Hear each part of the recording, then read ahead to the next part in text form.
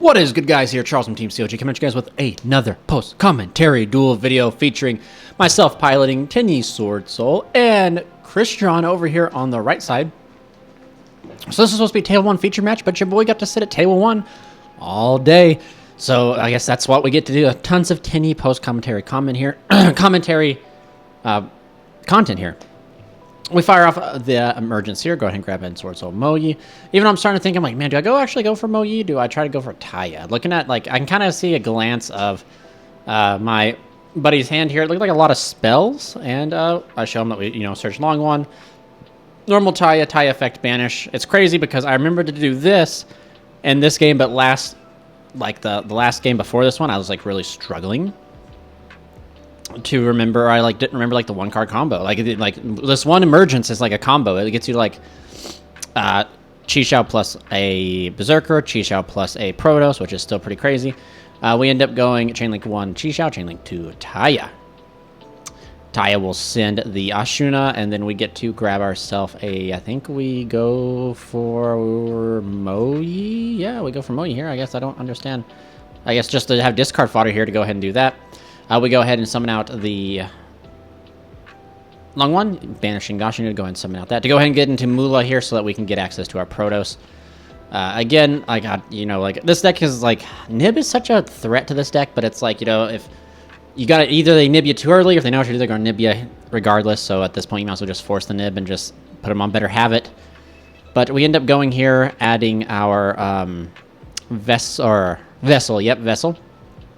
Turning Mula into the Monk, activating Vessel to go ahead and dump down our... I think we go ahead and dump down Protos. Protos to go ahead and add... I think we grab Adhara? Yeah, we grab the... Oh yeah, we just do this line.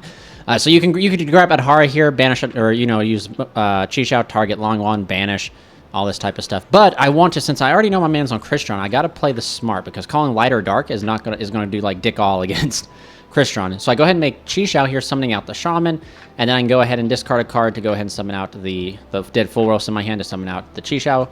Go effect of Protos, calling Water. YuGiOh effect will banish to protect itself from being destroyed.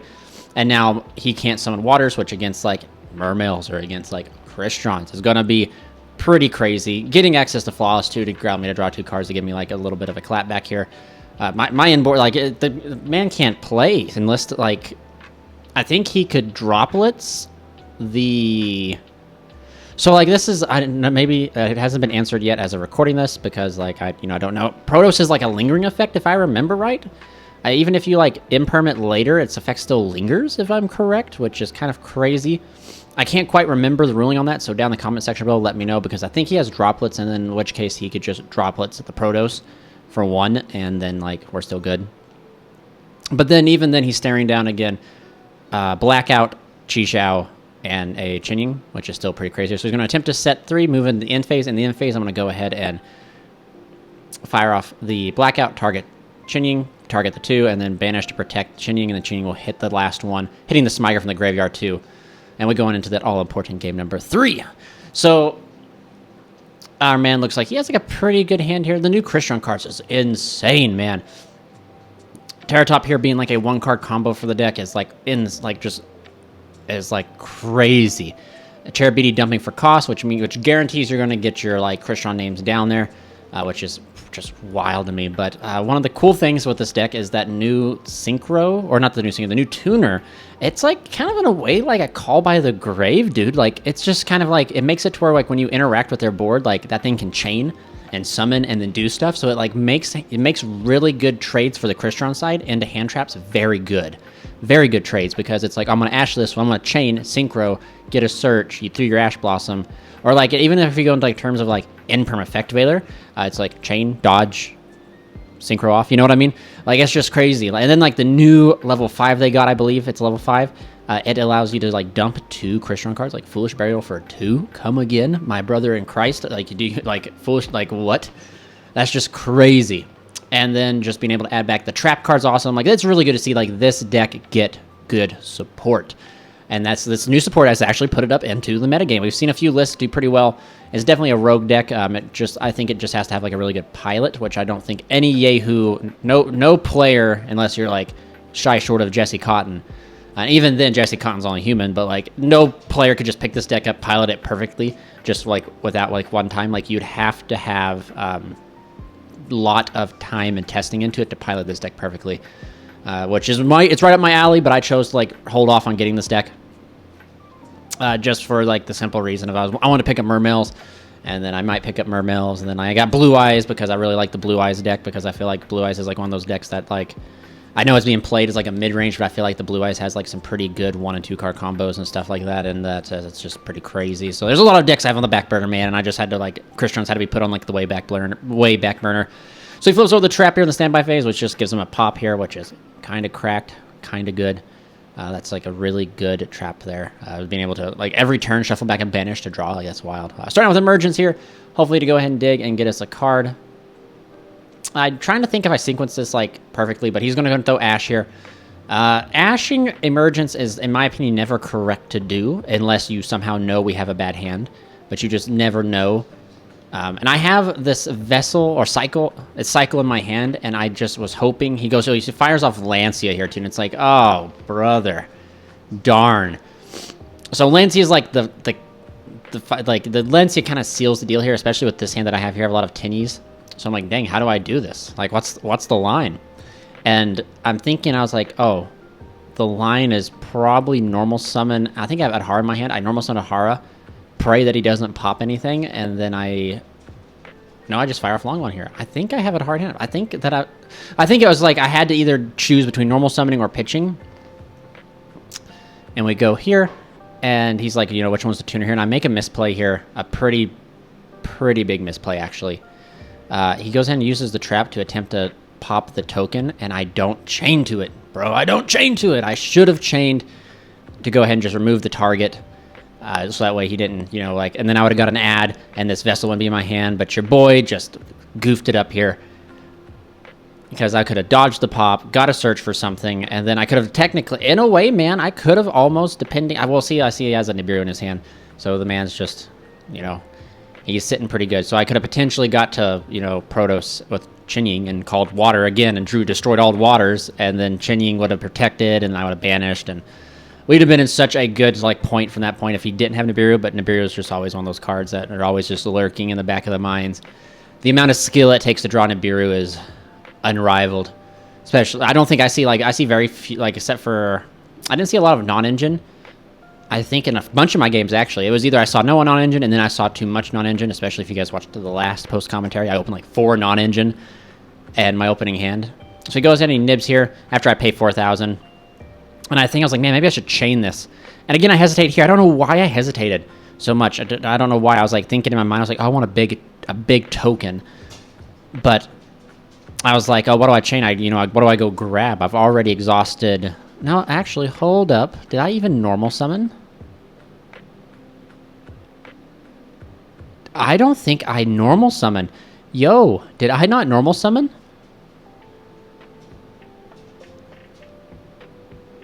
Oh, okay, never mind. So even if okay, yeah. So I don't think I normal summon, but I would chain at Taya. Taya can't banish from the graveyard because of Lancia. I don't have any worms in hand worth grabbing, so even if I grab Moyi, what's the point? I guess what I'm kind of hoping, and it's kind of false hope, I'm just hoping that he doesn't pop the token. But he does. He just right there pops the token with the trap on his turn. It's just GG from there. And now we go into the all-important game number 3. Frame 1 Fuaros is kind of rough, dude. But you got to send it, man. You can't just, you could go Cheesh out, maybe Blackout in this particular situation. So you're playing against Crystron and, hope that's enough. Blackout to keep off the bodies, Imperm on, the one that lets you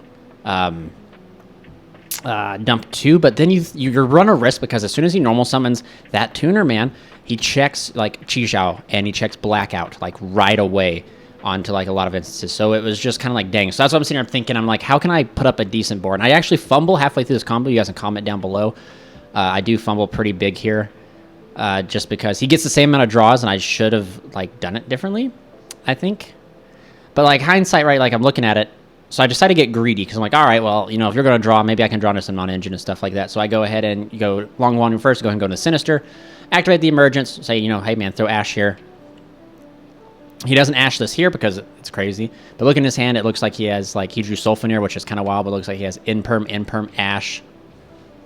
So he normal summon no, we don't. We normal summon Moyi. Moyi's effect reveal Adhara, and he doesn't throw an Imperm here, which I find to be very, very interesting. So I get to draw 2. So I go Chainlink 1, Chainlink 2, and then he goes Chainlink 3, Chixiao, Chainlink 4, Nib, which was a bad call on his part because the chain will resolve and Nib will miss. So I'll get to draw 2 and search, and I should have searched Blackout. I should have searched Blackout. I don't know why I didn't, because I was maybe thinking a little bit too harder on like the combos, but I should have searched Blackout, and I'll explain why when we get a little bit further here. But we get the rock, we draw 2, and we search. I've already exhausted Long One. I go ahead and add Taya. Taya's not going to do me nothing, man. I mean, like, arguably it is, because I'm going to be able to, like, pitch it, and I guess, like, maybe I needed to pitch it, but I just... Yeah, so, like, I'm looking at my grave, trying to just see, like, calculating, man. Like, it's like, all right, so I have 8 Nib Imperm. What more can he hit me with? He can still hit me with Ash Blossom. He can hit me with another Fuaros, which he has more.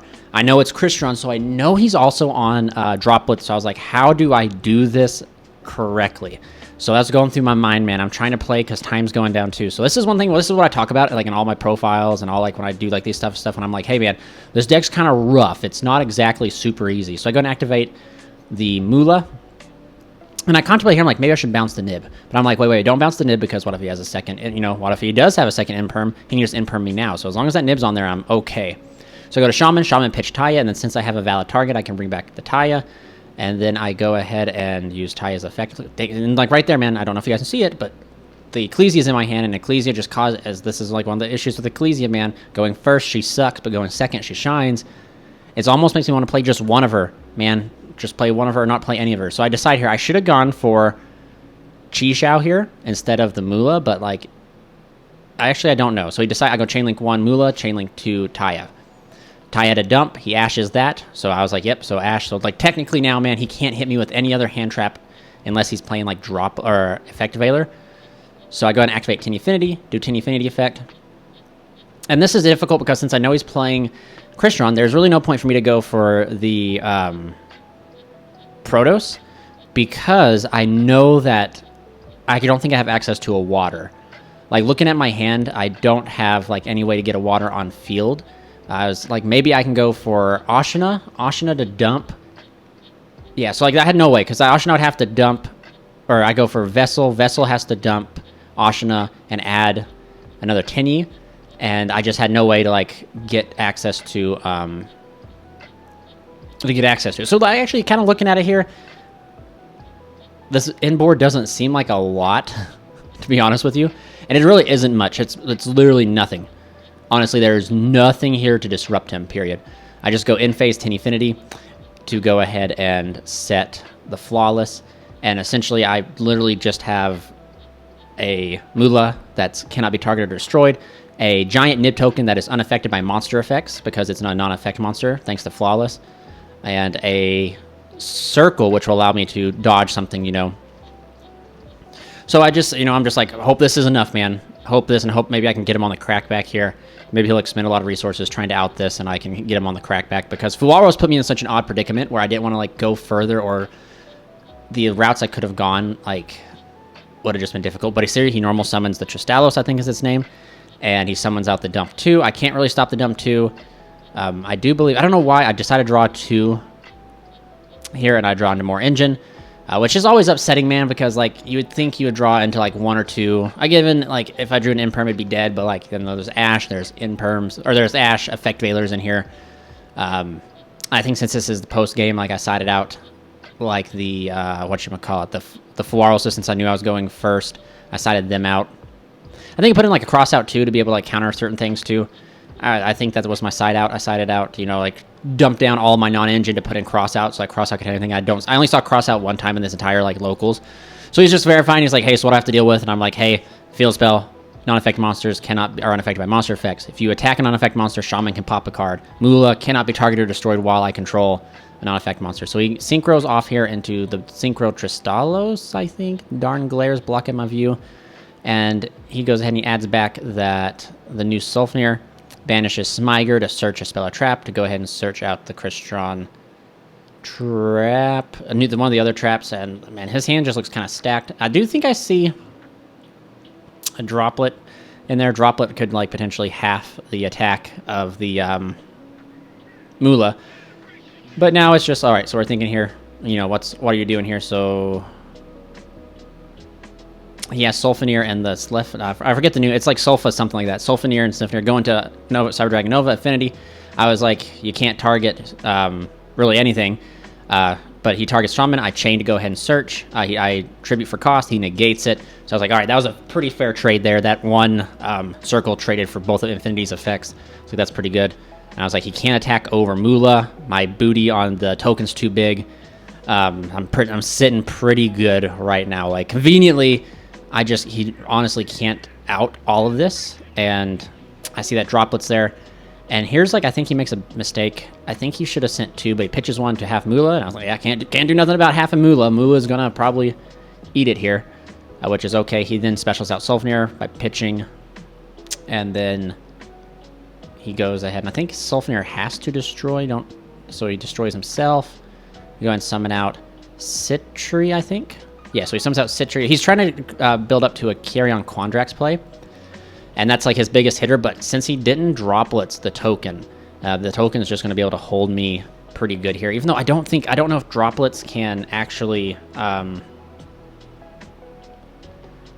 don't know if droplets halves defense. I have to check real quick. I'm not too sure, but here we go. He goes in and synchros off into Carrion Quandrax. Oh, it doesn't. So even if he did droplets the token, it would only half the attack. And he attempts to go ahead. Again, this is local, so he attempts to banish the token, and he banishes Mula, and he goes ahead and hits one. He hits 2 cards in my graveyard, which does kill my recursion a little bit. But like I have Circle there to be able to banish and search. Like it's actually pretty solid, man. And I'm sitting here thinking he goes in and flips over the trap, and I'm like, okay, so he could potentially have another droplets in. I don't want to fall victim to droplet. Like attack, he droplets me, I lose my token. My token just being unaffected is kind of big right now. I was like, can I like force and push anything here? So I banished Adhara from the hand to attempt to add back. I think I was going to go add back Vishuda. He negates with the Infinity. I was like, okay, that's good. All right. I banish the Circle to go ahead and add a Tenyi monster since I control a non-effect monster.